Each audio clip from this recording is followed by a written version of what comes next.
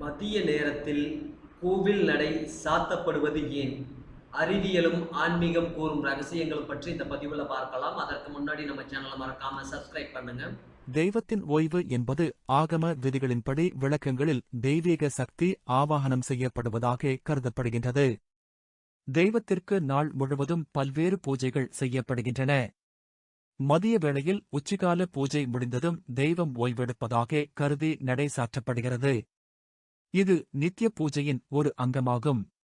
கோவில் குளிரூட்டப்பட வேண்டும். கருவறையில் உள்ள விக்கிரகங்களும் சிலைகளும் நீண்ட நேரம் குளிரூட்டப்பட வேண்டியவை. நடை சாற்றப்பட்டிருக்கும் அந்த சில மணி நேரங்களில் கருவறைக்குள் வெப்பம் தணிந்து தெய்வீக அதிர்வுகள் சீராக இருக்க உதவும் என்று நம்பப்படுகிறது.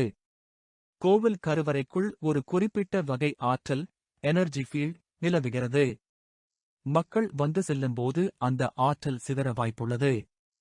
நடை சாற்றப்பட்டிருக்கும் நேரத்தில் அந்த ஆற்றல் மீண்டும் கருவறைக்குள் செறிவூட்டப்படுவதாகவும், இதனால் மாலையில் வரும் பக்தர்களுக்கு அந்த ஆற்றல் முழுமையாக கிடைப்பதாகவும் கூறுகிறார்கள்.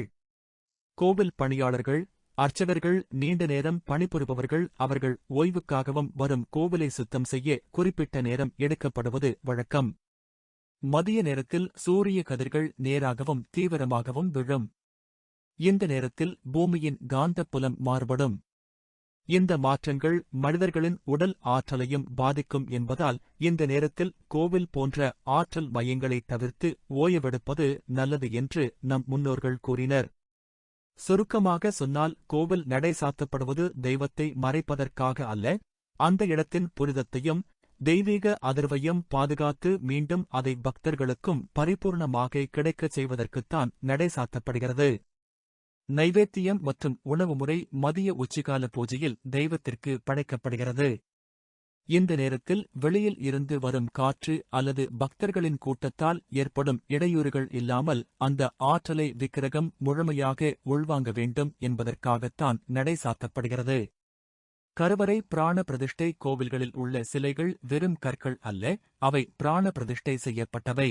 ஒரு உயிரைப் போலவே அதற்கு பசி, தாகம், உறக்கம் மற்றும் களைப்பு ஏற்படுவதாக ஆகம சாஸ்திரங்கள் கூறுகின்றன. எனவே மதிய வேளை என்பது தெய்வீக சக்தி புத்துணர்ச்சி பெறும் நேரமாகவும் பார்க்கப்படுகிறது. பஞ்சபூதங்களின் சமநிலை கொண்டு கோவில்கள் கட்டப்படுகின்றன. மதிய நேரத்தில் சூரிய வெப்பம் உச்சியில் இருக்கும்போது கோவிலின் உட்புற வெப்பநிலையை சமநிலைப்படுத்தி பக்தர்களுக்கு பாதிப்பில்லாத வகையில் அந்த அதிர்வலைகளை பார்த்துக்கங்க நடை சாத்தப்படுகிறது. இது கருவறையை ஒரு பாதுகாப்பு அறையாக மாற்றுகிறது. மனிதர்களாகிய நமக்கு எப்படி ஆழ்ந்த உறக்கம் உடல் ஆரோக்கியத்திற்கும் தேவையோ அதேபோல் கோவில் ஆன்மீக ஆற்றல் பெற அமைதியான நேரம் அவசியம். இந்த நேரத்தை மௌன நேரம் என்று சொல்லலாம். இந்த நேரத்தில் கோவிலுக்குச் செல்லாமல் இருப்பது சக்தியை தடையின்றி இயங்க வைக்கும். கோவிலின் கருவறை இருட்டாக இருக்கும்.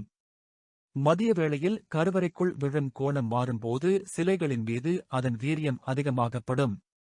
சிலைகளின் உலோகத்தன்மை மற்றும் கல் தன்மை மாறாமல் இருக்கவும் நடை சாத்துதல் பாதுகாப்பாக கருதப்படுகிறது.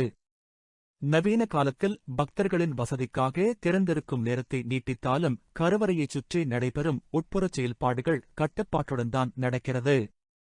கோவில் என்பது மின் நிலையம் போன்றது. ஒரு மின்சார மாற்றியதில் டிரான்ஸ்ஃபார்மர் மின்சாரம் தேக்கமடைந்து பின் சீராக விநியோகிக்கப்படுகிறதோ அதேபோல் கருவறை தெய்வீக ஆற்றல்கள் நடை மாற்றப்படும். அந்த சில மணி நேரங்களில் செறிவூட்டப்படுகிறது. இதனால் மாலை வேளையில் பக்தர்கள் நுழையும்போது அந்த ஆற்றல் அவர்களுக்கு தீவிரமாக பரவுகின்றது. நடை மாற்றப்படும்போது அங்கு இருப்பவர் அர்ச்சகர் மட்டுமே. அந்த நேரத்தில் அவர்கள் செய்யும் கைங்கரியங்கள் ஜெபங்கள் இரகசியமானவை. அதே வெறும் சடங்கல்ல, தெய்வீக சக்தியை உயிர்ப்பிக்கும் மந்திர தந்திர முறைகள். மதிய நேரத்தில் சூரியன் உச்சியில் இருக்கும். இந்த நேரத்தில் காந்த புலத்தின் தாக்கம் மாறுபடும். மனித உடலின் ஆற்றலை சக்கரங்கள் சீராக வைத்திருக்க இந்த நேரத்தில் வெளிப்புற செயல்பாடுகளை குறைத்து தியானத்தில் இருப்பது நல்லது. ஒலியின் அதிர்வுகள் கோவில் கருவறை ஒலியை பிரதிபலிக்கும் விதமாக வடிவமைக்கப்பட்டிருக்கும். பக்தர்கள் இருக்கும்போது உண்டாகும் போதங்கள் மந்திர அதிர்வுகளை கலைத்துவிடும். நடை சாத்தப்படும்போது ஏற்படும் நிசப்தம் மந்திர ஒலிகள் கருவறை சுவர்களில் ஊடுருவி தெய்வீக ஆற்றலை தக்கவைக்கும். மந்திர சக்தியின் நிலைத்தன்மை குறிப்பிட்ட அதிர்வலைகளை உருவாக்குவதை மக்கள் அதிகமாக இருக்கும்போது இந்த சக்தி சிதறடிக்கப்படுகிறது. நடை சாற்றப்படும் போது மந்திர அலைகள் கருவறைக்குள் பிரதிபலித்து அந்த இடத்தையே மந்திரக்களமாக மாற்றுகின்றன. இந்த கட்டுரையை வாசிப்பதன் மூலம் நம் முன்னோர்கள் வகுத்த ஆலய வழிபாட்டு முறைகளின் பின்னால் இருக்கும் அறிவியல் மற்றும் பிரபஞ்ச ஆற்றல் கோட்பாடுகளை நீங்கள் துல்லியமாக புரிந்து கொள்வீர்கள். இனி நீங்கள் மதிய வேளையில் கோவிலுக்குச் செல்வதைத் தவிர்த்து மாலை நேரத்தில் முழுமையான தெய்வீக அதிர்வுகளையும் நேர்மறை ஆற்றலையும் உங்கள் உடலிலும் மனதிலும் பரிபூரணமாக பெற்றுக்கொள்ளும் ஆன்மீகத் தெளிவை அடைவீர்கள்.